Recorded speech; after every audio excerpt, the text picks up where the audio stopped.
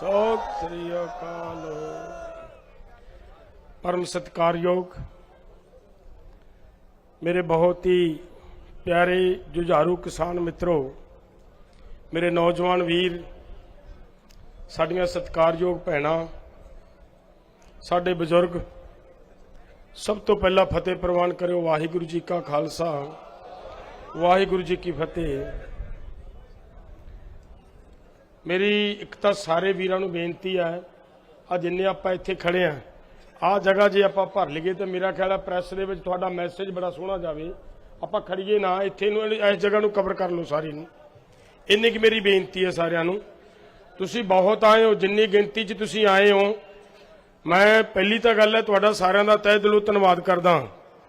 लखां दी गिनती दे विच इत्थे आ गए आपां, पर सिर्फ इन्ना की ध्यान करन दी लोड़ है कि इहनूं आपां आए दा मैसेज ना जावे कि उत्थे कि जगह खाली रह गई, सो किते भी जगह एक सूत भर भी खाली ना छड्डो। मेरी हथ जोड़ के बेनती है, इस तरह ना खड़िए, आ जगह कवर करो जी सारी। ये मेरी बेनती प्रवान करो सारे। मेरे दोस्तों, मेरा ख्याल है हरियाणे वाले भाइयों नूं मेरी बेनती है भी जे मैं पंजाबी च बोलना चल जू कम कि नहीं चलता? नहीं चलता। चलो आप रल के चलते हैं, साझा जा कर लांगे काम। देखिए, मेरे से पहले सभी वक्ताओं ने बहुत डिटेल से बातचीत आपके सामने रख दी है, कोई बात बाकी नहीं छोड़ी कि अब जो मेरे कहने के लिए बाकी बची हो। मेरा तो ये दो बातें करनी है कि एक तो ये बात है कि देखिए, मेरा जिंदगी का जितना को अनुभव है, जितना को तजर्बा है, मैंने 39 साल हुए हैं मुझे आंदोलनों में काम करते हुए। 39 साल में जो मैंने समझा, मैंने सीखा, मेरे समझ में जो बात आई, वो सबसे बड़ी ये बात समझ आई है कि जब तक पंजाब और हरियाणा एक होकर आंदोलन नहीं लड़ेगा, भले कोई कितना ही बड़ा 30 मार खान बनया फिरे, आंदोलन जीता नहीं जाएगा। आंदोलन जीतने के लिए पंजाब और हरियाणा की एकता होनी बहुत जरूरी है।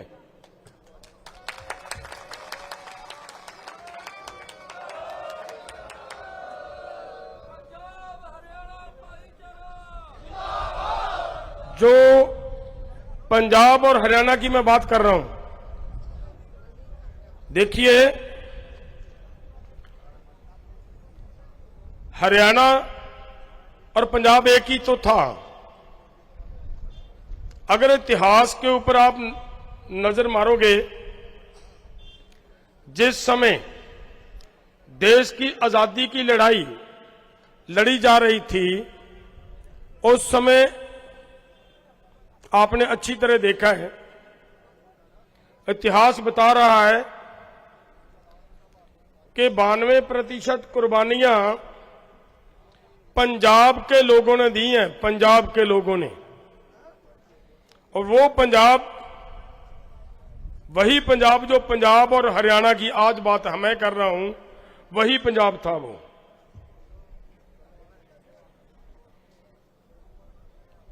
मेरा कहने का मतलब ये है कि जब बता रहे थे बात, अभिमन्यु ने भी वो बात कही, पहले भी बुलारों ने वो बात कही कि जब 26 जनवरी की घटना घट गई, उस पर नहीं जाना क्यों घट गई, क्या हो गया, लेकिन उस दिन एक बार मोर्चा डगमगा गया था। और उस समय हमारे मोर्चे के ऊपर आरएसएस बीजेपी वालों ने बहुत हमलावर होकर ऐसे ऐसे काम किए, पथराव हुआ और बहुत कुछ हुआ।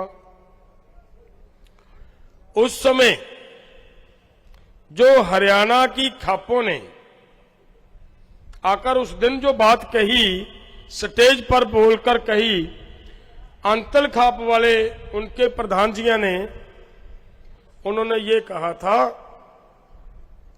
कि जो कल रात बीत गया सो बीत गया, आज से बाद हम आगे होंगे।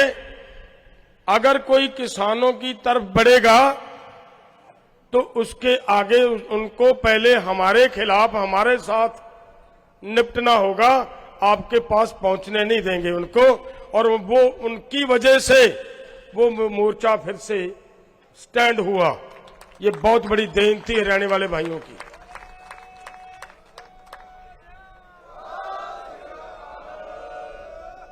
ये एकता रखनी बहुत जरूरी है। सरकारें बड़ी चालें चलेंगी, बहुत चालें आती है राजनीतिक लोगों को। आपको इस बात का ध्यान होना चाहिए, पंजाब और हरियाणा जब बनाया गया है और उससे भी पीछे जब पाकिस्तान बनाया गया, इन 2-3 घटनाओं को अगर आप ध्यान में लोगे तो समझ आएगी कि आप जो लड़ाई लड़ने वाले लोग, आप जो आंदोलनकारी विचारधारा वाले लोग, आपको कमजोर करने के लिए शुरू से ही षड्यंत्र होता रहा है। देखिए, जब पाकिस्तान बन रहा था, ये खित्ता और पाकिस्तान को दे देते भाई। बंगाल में जाकर वो एक पार्ट उधर देने की क्या जरूरत थी? समझ आ रही है बात आपको? कारण क्या था कि आंदोलन करने वाले लोग, ये जो पंजाब, वो पंजाब, ये पंजाब नहीं, वो पंजाब महाराजा रणजीत सिंह वाला पंजाब, उसका एक बड़ा हिस्सा काटकर पाकिस्तान को इसलिए दिया कि इनकी ताकत, इनकी शक्ति को बांट दिया जाए, कमजोर कर दिया जाए। और उधर बंगाल ने उस आंदोलन में पार्टिसिपेट किया, देश की आजादी की लड़ाई में उन्होंने भी बराबर हिस्सा डाला। बेशक हमारे से कुछ पीछे रह गए हों भाई, लेकिन उन्होंने किया। इसीलिए वहां पे जाकर एक हिस्सा पाकिस्तान बनाया उन्होंने। इसीलिए बना था कि अब इसको भी बांटना है। ये ताकत एक जगह पे नहीं रहनी चाहिए। और उसके बाद जब इन लोगों को पता चला कि ये पंजाब के जट और हरियाणा का जाट, इनके अंदर जो लड़ाई लड़ने का मादा है, अगर ये एक रहेंगे तो दिल्ली पर बैठने वाले को चैन की नींद सोने नहीं देंगे, आराम से दिल्ली की गद्दी पे आराम से बैठने नहीं देंगे। उनके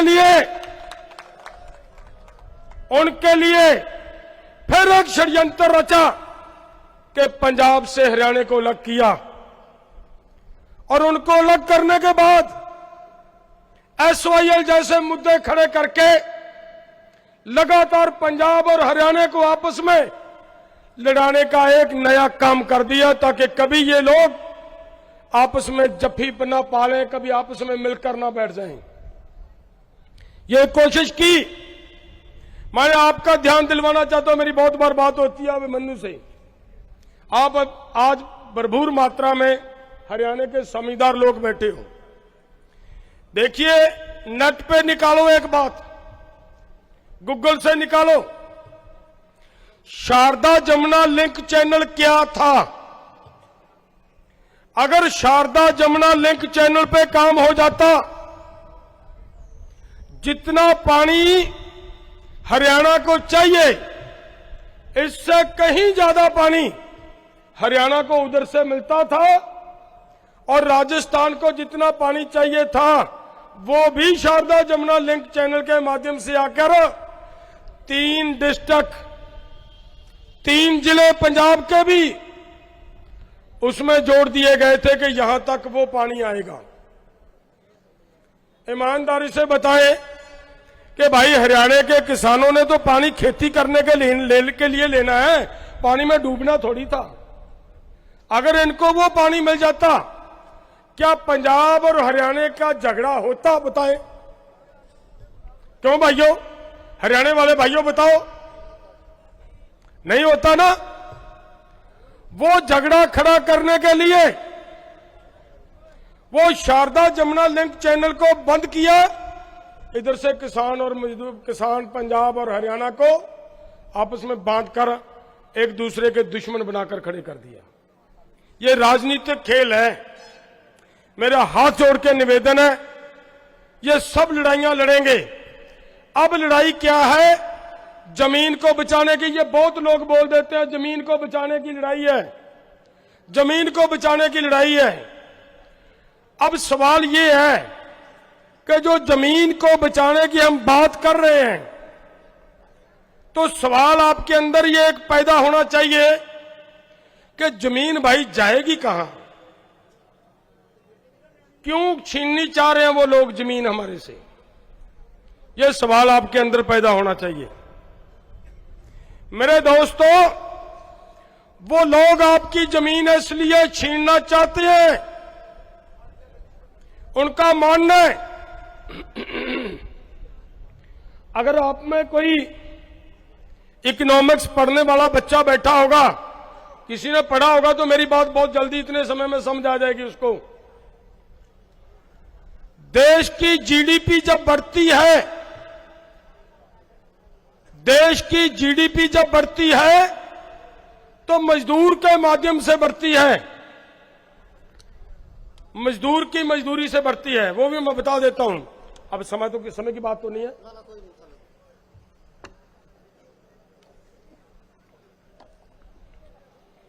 मान लीजिए कैसे बढ़ती है, मैं बताता हूं आपको। यहां पे मिट्टी पड़ी है, ये बड़ी आसान सी मिसाल है। मिट्टी तो मिट्टी है, अगर उसको किसी अच्छे मिस्त्री कुम्हार के हाथ लग गई, उसको उठाया, गूंद लिया, गूंदने के बाद चक पे चढ़ा दिया, वो बर्तन बन गया।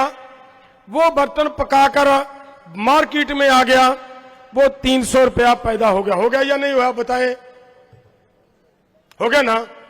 वो ये चाहते हैं, उनका मानना है कि खेती करने वाले जो लोग हैं, इनमें केवल 40% हाथ काम करते हैं, 60% हाथ काम नहीं करते। ये मानते हैं ये लोग। वो कैसे? वो मानते हैं कि एक बुजुर्ग बाप काम नहीं करता, बुजुर्ग मां भी काम नहीं करती, छोटा बच्चा स्कूल जाता वो भी काम नहीं करता, घर में 5 मेंबर हैं, 5 के 5 में से 3 के हाथ भाव मतलब 6 हाथ काम नहीं करते। वो घर वाला भाई साहब और उनकी वाइफ वो 2 काम करते हैं। उनका मानना है कि ये जो 40% लोग काम करते हैं, ये इसीलिए है। वो 60% हाथ जो काम नहीं करते, वो इसीलिए है कि ये लोग खेती के ऊपर निर्भर हैं।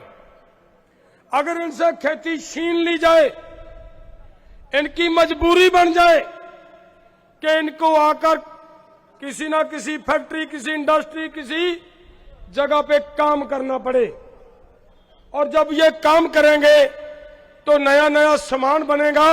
जब नया नया सामान बनेगा तो देश की जीडीपी बढ़ेगी। इन लोगों का ये मानना है, इसलिए आपकी जमीन छीनना चाहते हैं। इसी वजह से जब ये लोग आपको एमएसपी देते हैं, मैं आपको ये भी क्लियर करूंगा थोड़ी बात, जब आपको एमएसपी देते हैं, बहुत बड़ी ठगी होती है आपके साथ। जो कमेटी रिकमेंड करती है, रिपोर्ट देती है, उसको पहले से हदायत हुआ करती है कि जो इन लोगों का रेट रिकमेंड करके भेजना है, जितना इनका लागत खर्चा हो, उसमें से कम 20% कम करके भेजो। और वो 20% कम बेचते हैं। आगे आगे 4%, 5% उनको रेट तय करने वाले को अख्तियार होता है, उनके पास अधिकार होता है, वो कम करता है। मेरे भाइयों देखिए, मान लीजिए आपका लागत खर्चा 2000 आया है, तब वो जब रेट तय करेंगे वो 500 रुपया तय करेंगे। जब आपको 500 रुपया रेट मिलेगा कम उससे लागत खर्चे से, तो बताएं फिर आपके सर पे कर्ज नहीं होगा तो और क्या होगा? वो आपके सर पे कर्ज करना चाह रहे हैं, क्योंकि उनको पता है इस बात का कि इन लोगों से अगर जमीन लेनी है, किसी तरह की जोर जबरदस्ती ये बर्दाश्त नहीं करेंगे, इनके साथ षड्यंत्र रचना पड़ेगा। वही रचते हैं और आपकी जमीन छीनने के लिए आपकी फसल का भाव कम देने का ये एक षड्यंत्र है जो ये लोग रचते हैं। एक और मैं पीछे ले जाना चाह रहा हूं आपको, यहां एडवोकेट भाई बैठे हैं, ये और भी ज्यादा मेरे से भी बेहतर जानते हैं, समझते होंगे। आप लोगों को पता होगा कि देश का संविधान कब बना? 1950 में। ठीक है भाई, यही था, 2050 में बना। बहुत सारे लोगों को भुलेखा है 1950 में। जब 1950 में देश का संविधान बन रहा था, बहुत सारे लोगों को यह प्रचार किया गया कि डॉक्टर अंबेडकर ने यह संविधान लिखा है। यह भी भुलेखा है, केवल डॉक्टर अंबेडकर ने नहीं लिखा था, लगभग 300 के करीब उस कमेटी के मेंबर थे। मैं बहुत काम की बात बता रहा हूं आपको, आगे देखना क्या निकलेगा इस बात में से। जब 300 आदमी किसी रूल और रेगुलेशन को लिख रहे होंगे, मेरा ख्याल है उसमें जल्दी कोई किसी तरह की तब्दीली की गुंजाइश नहीं रहेगी। क्यों भाइयों, रहेगी या नहीं रहेगी? नहीं रहेगी ना। बहुत समझदारी से काम हुआ होगा। इंडिया के कॉन्स्टिट्यूशन में, भारत के संविधान में सबसे पहली तब्दीली हुई है, वो कब हुई पता आपको? ये पॉलिटिकल साइंस पढ़ने वालों को पता होगा। जिन्होंने पॉलिटिकल साइंस पढ़ी है उन सभी स्टूडेंट को पता होगा। केवल 1.5 साल संविधान लिखने के बाद पहली शोध हुई, पहली अमेंडमेंट हुई, और उस अमेंडमेंट में लिखा क्या गया, बात यह काम की है समझने वाली। उस अमेंडमेंट में यह लिखा गया मेरे भाइयों कि भारत के संविधान के 8 अध्याय थे, एक 9वां अध्याय और जोड़ दिया गया, और उसको यह कहा कि जितने भी कानून फ्यूचर में, भविष्य में, आने वाले समय में जितने भी कानून इस 9वें अध्याय में दर्ज किए जाएंगे, उनके खिलाफ भारत के लोग कोर्ट नहीं जा पाएंगे। आई समझ में बात? क्यों भी दोस्तों? और आगे जाकर 1955 में 2 नए अमेंडमेंट्स और हुए। एक फरवरी में हुआ, दूसरा जाकर अप्रैल में हुआ।